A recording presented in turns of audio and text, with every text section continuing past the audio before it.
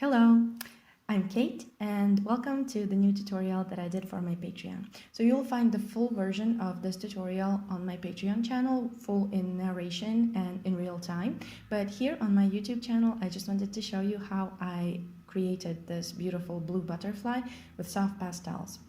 I'm using sandpaper for this, and this is 800 grit sandpaper, but you can use any other abrasive surface such as pastel mat or UArt or Canson Touch.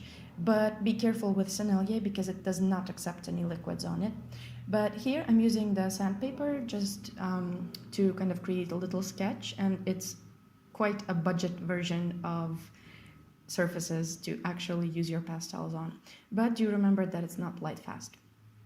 And the first thing that I do is I apply a dark blue pastel and then I go over it with water. So this is just plain water, and I do that because when you wet the pastel, the same goes for fixative. For example, why some artists, actually many artists, don't use fixative is because when the fixative is applied, it kind of wets the pastel and the color becomes darker. So in this drawing, I'm using it to my advantage because I really need that kind of darkness in my butterfly, and already with this underpainting, I achieved that dark color.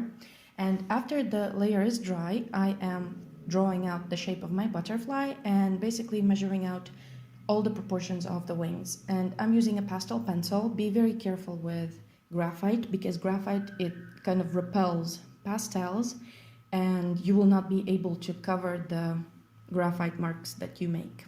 You can also use charcoal pencils, which work really well. Any pastel pencil will do for this. I chose a blue pastel pencil.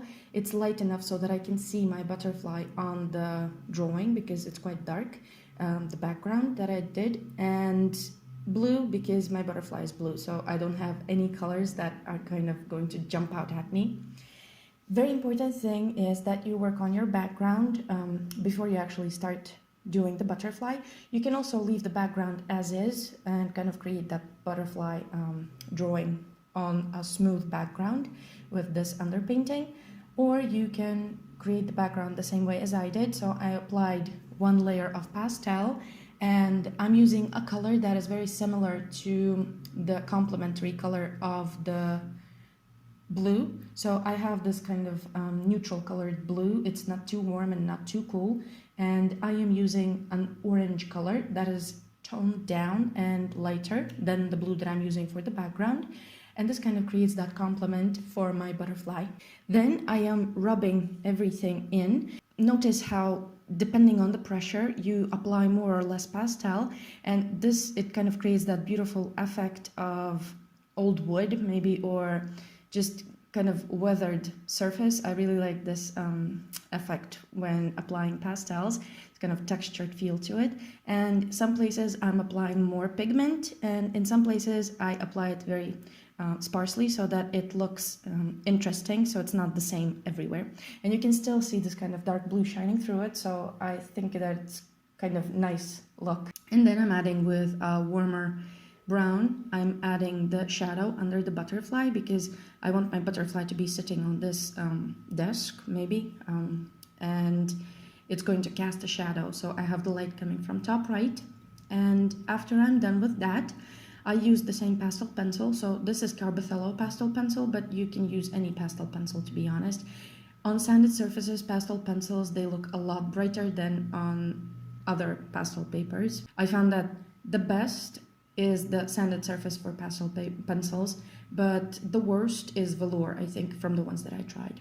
And I am drawing out the shape of those markings on my butterfly wings, and then I'm starting to apply the pastel, kind of taking into consideration those veins that run through the wings. I'm starting with the dark color first, and I'm applying black and mixing it in with the same blue color of the background. You can see how much more darker it looks when it's washed out with water. So if I were to use and blend this background color, instead of washing it down, it will look a lot lighter. And basically, towards the inside, the wings of the butterfly, they are darker, and then as it goes outwards, it becomes lighter. Also, I wanted to say that you can find this reference photo on my Patreon and download it. So if you would like to try this particular butterfly, or you can try also and draw your own blue butterfly. So I'm adding bright colors. So one advantage of sanded papers is that any color you put on the paper is going to be very bright, very lively. So you get the full strength of that pigment. And for butterflies, I think it's the best paper to use, because no other papers are going to give you such juiciness to the colors. After I'm done applying the lighter blue, I am passing onto a very light blue. Again, it's not white. I'm passing onto a very light blue to create those markings on the kind of inside of the wing still.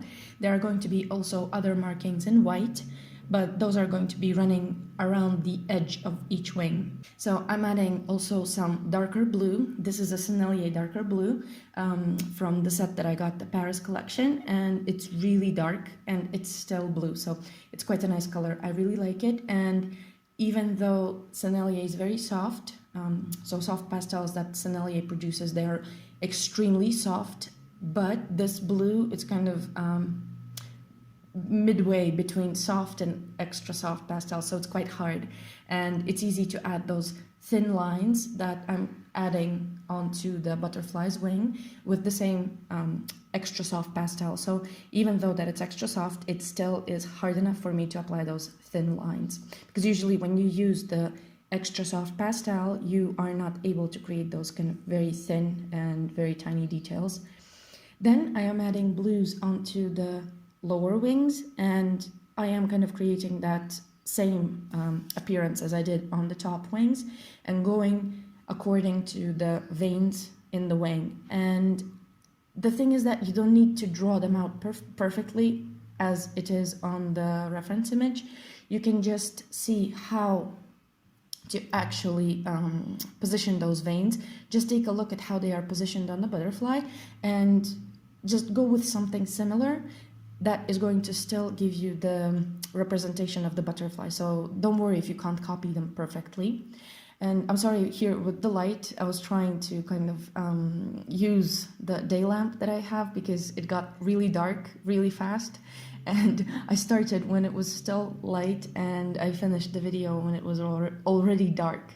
So this is me using the daylight, and you can see that the colors changed a lot actually on the video, because with the day lamp you get the full spectrum light, but still you can't compare drawing in daytime and actually using color when it's already not sunny outside. So that's why also I have my studio exposed on two sides. I have windows on two sides, and it's really, really kind of neat to have light constantly in the studio. So that's very important. So I definitely need to invest into a huge day lamp that is going to substitute the sun.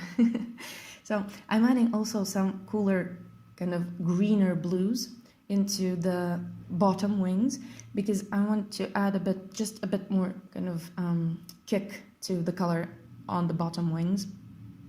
And I'm also darkening the area where the wings kind of grow out of. And then I'm using a red orange. So this is a very bright red orange. This is a Sennelier again. It leaves a very juicy kind of mark. And I'm adding the same blues that I used for the wings onto the body of the butterfly.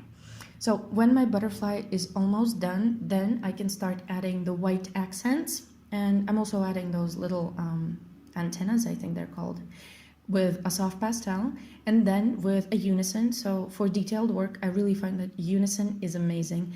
It's soft enough to leave that bright mark, but at the same time, it is hard in a sense that it allows you to create those really tiny details. So I'm using unison. You can try and use a pastel pencil, but if you have a very thick layer of soft pastels put on the paper already, you will not be particularly able to add that white. So you can saturate the paper too much. And then just based on my own preference, I'm adding those color patches. So I really like this look of an artwork where the subject is kind of blended into the background, and it kind of slides in places out of it, and then it goes back into it. And here it's just I think if you paint with oils or acrylic, you can create those dry brush strokes. So this is very similar when with the pastel here.